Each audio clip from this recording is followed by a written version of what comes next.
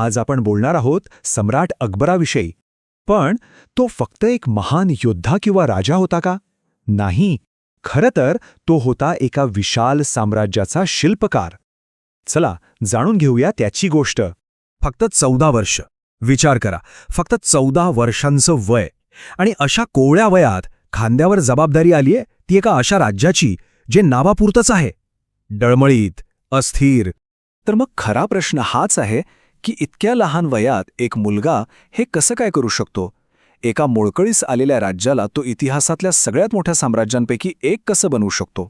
तर बघा, अकबर गादीवर बसला आणि समोर लगेच एक मोठं संकट उभं राहिलं. हेमू नावाचा एक जबरदस्त प्रतिस्पर्धी. त्यानं तर दिल्ली आणि आग्रा दोन्ही जिंकून घेतलं होतं. म्हणजे अकबराच्या सत्तेला थेट आव्हान. आता लढाई तर होणारच होती. आणि मग झाली पाणीपतची दुसरी लढाई. हीच होती अकबराची पहिली आणि सगळ्यात मोठी परीक्षा. अर्थात तेव्हा त्याला साथ मिळाली ती त्याचा विश्वासू सरदार बैराम खान याची. त्याच्याच मार्गदर्शनाखाली त्या तरुण अकबराने हेमूचा पराभव केला आणि हा विजय खूप महत्वाचा होता. या विजयामुळे फक्त त्याचं सिंहासन नाही वाचलं, तर त्याच्या विशाल साम्राज्याची मुहूर्तमेढ रोवली गेली. ओके, तर सिंहासन तर आता सुरक्षित झालं होतं, पण आता खरी सुरुवात होणार होती एका खऱ्याखुऱ्या अजिंक्य साम्राज्याच्या उभारणीची. आणि त्यासाठी सगळ्यात पहिली पायरी होती लष्करी विजय. आणि मग अकबराची विजयाची मोहीम सुरू झाली. माळवा, गुजरात, बंगाल, चित्तोड, रणथंभोर एकामागून एक प्रदेश जिंकत गेला. बघता बघता मुघल साम्राज्याच्या सीमा जवळपास संपूर्ण उपखंडात पसरल्या. पण लक्षात घ्या, ही फक्त राज्य जिंकण्याची स्पर्धा नव्हती. हा एका विशाल साम्राज्याला आकार देण्याचा एक मोठा प्लॅन होता. पण एक गोष्ट आहे, नुसती राज्य जिंकून काही साम्राज्य उभं राहत नाही, ते टिकवावं लागतं. आणि एवढ्या मोठ्या प्रदेशावर राज्य करण्यासाठी अकबराने कमाल म्हणजे एकदम जबरदस्त प्रशासकीय यंत्रणा, एक ऑपरेटिंग सिस्टम तयार केली होती.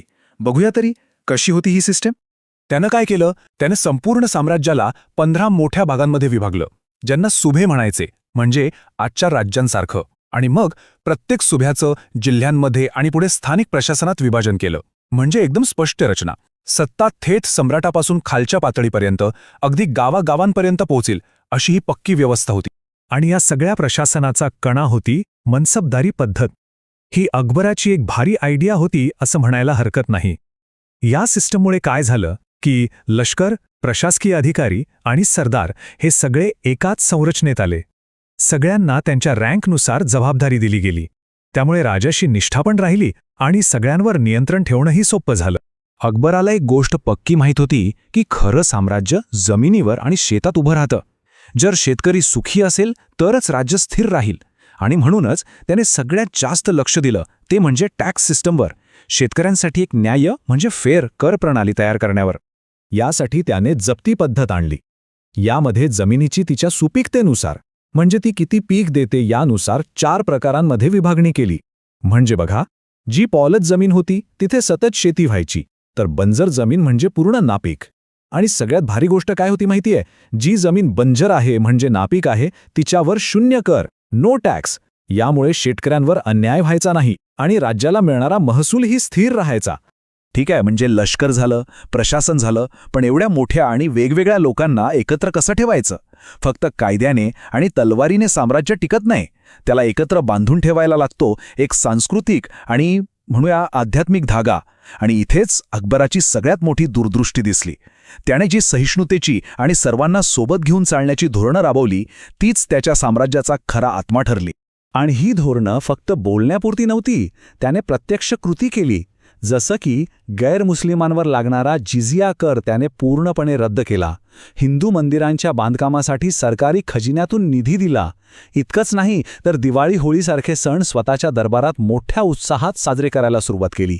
ह्या सगळ्यामुळे काय झालं तर लोकांमध्ये एकतेची भावना वाढीस लागली.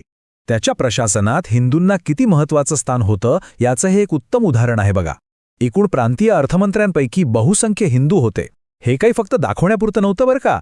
ही खऱ्या अर्थाने सत्तेची वाटणी होती. यातूनच त्याचं सर्वांना सोबत घेऊन चालण्याचं धोरण किती पक्कं होतं हे दिसतं. आणि या सगळ्या विचारांचा, या दूरदृष्टीचा कळसबिंदू होता दीन ए इलाही. अकबराने सुरू केलेला एक नवीन विचार प्रवाह किंवा पंथ, याचा मुख्य उद्देश होता धर्माधर्मांतील भेद मिटवून लोकांना सुलह एक कुल म्हणजेच सर्वांसाठी शांतता ह्या एका तत्वाखाली एकत्र आणणं. आता बघा, जेव्हा राज्यात शांतता असते, पैसा असतो, तेव्हा काय होतं? कला आणि संस्कृतीला बहर येतो. आणि अकबराच्या काळात नेमकं हेच झालं. त्याचं राज्य फक्त राजकीयदृष्ट्याच नाही, तर सांस्कृतिकदृष्ट्याही एक सुवर्ण युग होतं असं म्हटलं जातं. याचं सगळ्यात मोठं उदाहरण म्हणजे त्याची नवी राजधानी फतेहपूर सिक्री. हे शहर म्हणजे जणू दगडात कोरलेलं एक स्वप्नच होतं. तिथला जोधाबाईचा महाल असो, पंचमहाल असो किंवा मग इबादतखाना, ह्या सगळ्या वास्तू आजही अकबराच्या कलात्मक आणि सर्वसमावेशक दृष्टीची साक्ष देतात. अर्थात हे सगळं एकट्या अकबराने केलं नाही. त्याच्या दरबारात होती नवरत्न. ही 9 विद्वान मंडळी म्हणजे त्याच्या साम्राज्याची खरी बौद्धिक शक्ती होती. अबुल फजल, बिरबल, तानसेन, तोडरमल, राजा मानसिंग यांसारख्या दिग्गजांनी आपापल्या क्षेत्रात इतकं मोठं काम केलं की अकबराचं साम्राज्य वैभवाच्या शिखरावर पोचलं. आणि शेवटी एक विचार करण्यासारखा प्रश्न उरतो. आजच्या जगात जिथे सगळीकडे इतकी विभागणी दिसते, तिथे 16व्या शतकातल्या या सम्राटाच्या एकतेच्या प्रयत्नांमधून आपल्याला काही शिकता येईल का? त्याच्या सर्वसमावेशकतेच्या आणि कार्यक्षम प्रशासनाच्या वारशातून आज आपण काय घेऊ शकतो यावर विचार करायला नक्कीच हवा.